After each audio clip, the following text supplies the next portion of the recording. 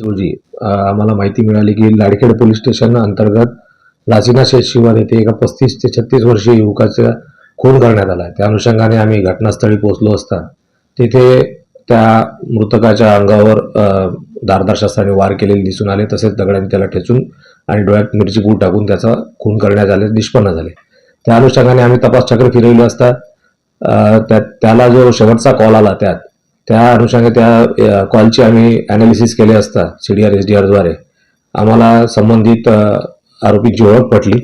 त्यांना आम्ही संबंधित आरोपींची चौकशी केली असता त्या आरोपींची नावे आहेत अंकुश नागोराव खोडे वय 43 वर्ष आणि रुपाली अंकुश खोडे वय 38 वर्ष, दोन्ही राहणार यवतमाळ.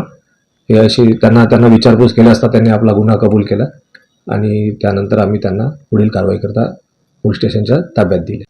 जो मृतक आहे आतिश सुभाष देशमुख आणि यातली जे महिला आरोपी आहे रुपाली अंकुश खोडे हे एकमेकांचे नातेवाईक असून त्यांच्यात संबंध होते आणि त्या संबंधाच्या अनुषंगाने नंतर रुपाली यांनी त्या संबंध ठेवण्याबाबत विरोध दर्शवल्यामुळे याच्याकडून तिला वारंवार धमकी यायची आणि तिला वारंवार टॉर्चर केलं जात असल्यामुळे तिने आणि तिचे पती अंकुश नागोराव खोडे यांनी संगनमतानी या घटनेला मूर्त रूप दिले.